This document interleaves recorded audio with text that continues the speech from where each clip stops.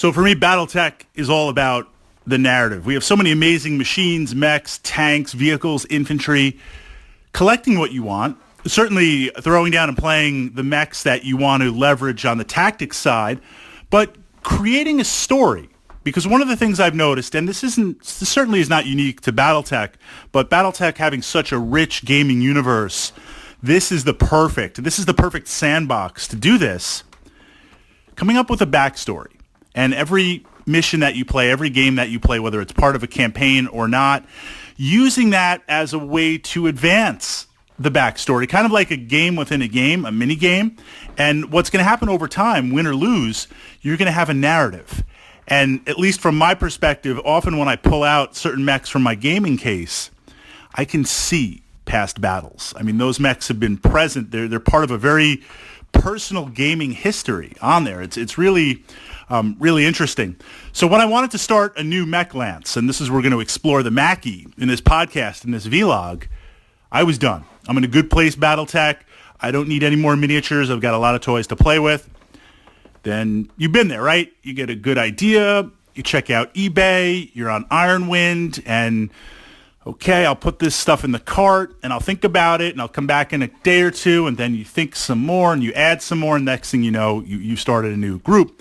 So I wanted to start a new mercenary company, and the theme was Ost-class mechs in there, because I didn't have any of these mechs in any other of my collections. So it was going to be, essentially, I tend to be ballistics heavy. I wanted to do energy heavy on there and build out.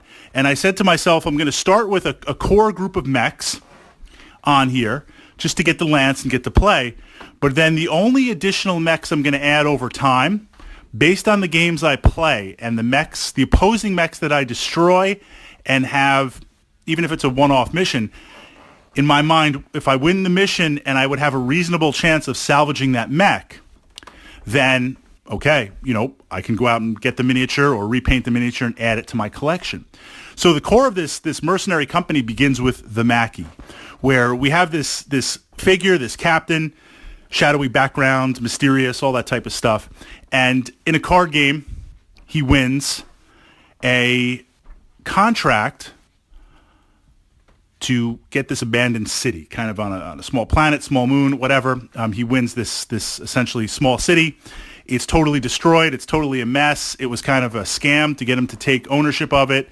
And in trying to restore the city and sell it for scrap, he discovers a Kong Industries showroom, buried under multiple layers of stuff.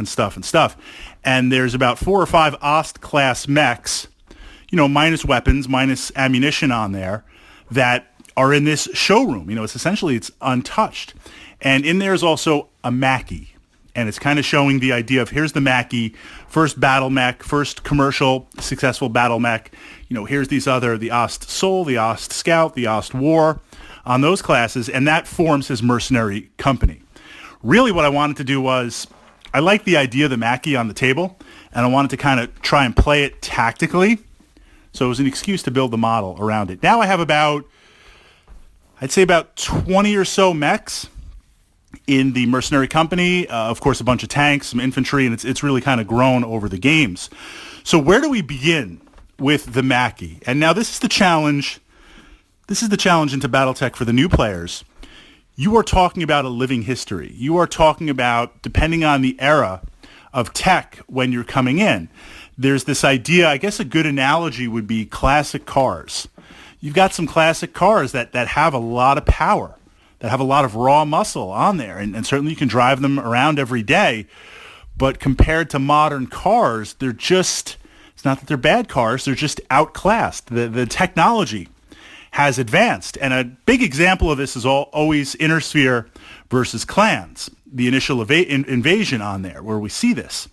But even within the era of the Star League and how things evolved out leading up to the first couple of succession wars on there and the great houses fighting, there's a lot of tech in between there. And to further kind of complicate things, certain mechs a friend of mine, when he was building his lances, he had to kind of come to grips with this.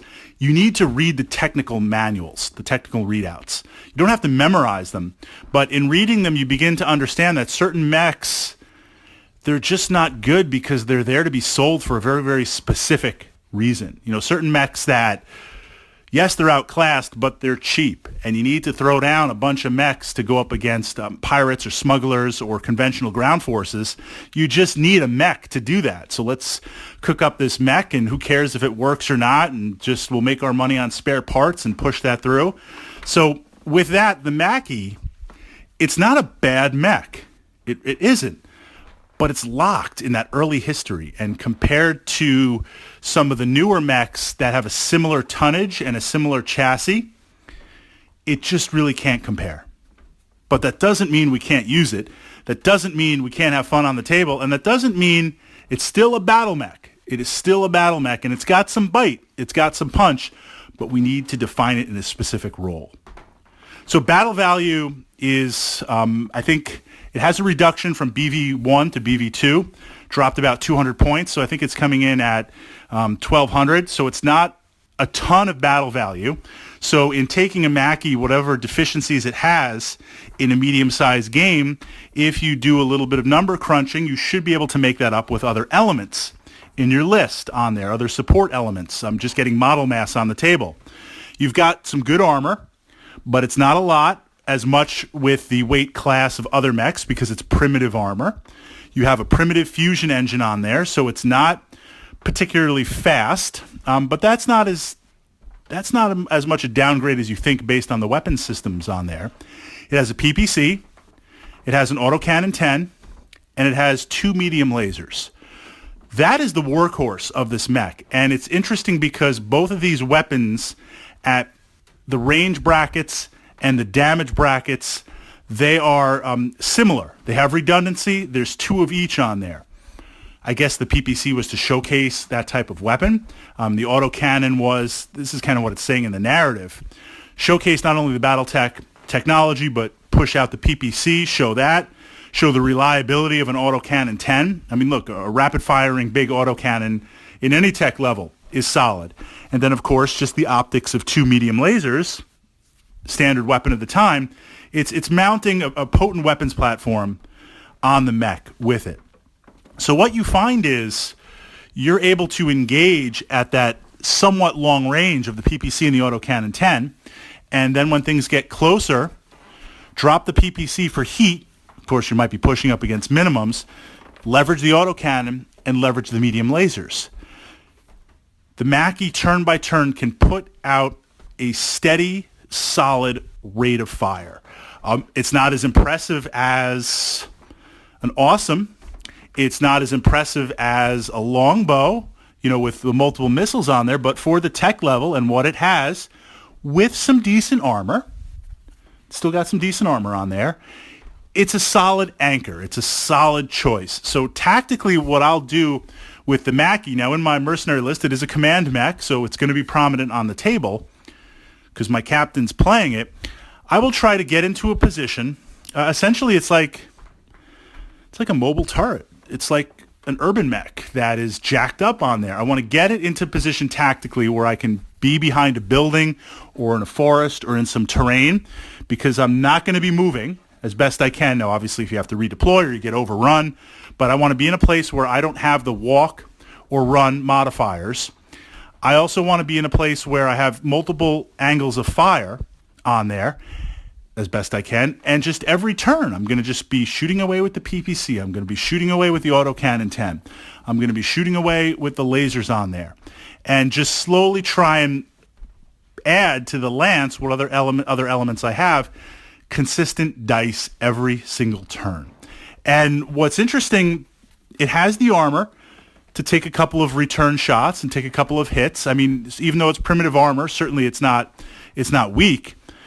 But by not being the biggest, baddest mech on the table, it doesn't attract as much attention. And this is a good thing because it magnifies its effects a little bit more. If I put down a Battlemaster, what do you think? If I put down a Marauder, Battlemaster and or Marauder with a Mackie, what's your target priority level? Assuming have all three, advancing them roughly in the same range bracket, so you have your choice of targets on there. I'll probably go for that Battlemaster, start whittling it down. I might go for the armor on the Marauder, or if there's a Warhammer, go for the armor on the Warhammer, start whittling it down on there. The Mackie, okay, right? I'd like to go for it, but there's bigger, better targets on the table. That plays into the Mackie's ability just to continually lay down that PPC, lay down that autocannon 10, and then, if necessary or the range, switch to the dual medium lasers. It's solid. But that said, it is the first. It is a primitive mech. And that brings us back to the start of this podcast. The oldest mech in existence. I mean, a mech that's hundreds and hundreds and hundreds of years old, still in service. There's a lot of interesting narratives to play and explore. And I wish the Ironwind pose was a little more dynamic. I mean, it's a little too stompy. But at the same time, I like the pose because it is the first mech. And at least in my mind, how I see it, it doesn't have the mobility and the refinement of later mechs on there. It is a little bit of a stompy robot on there. And it is a little bit of kind of big and chunky with how it works. I mean, it is the first. It's the literal Model T of that. So it has that personality. It has those quirks to it. It is an interesting mech to play.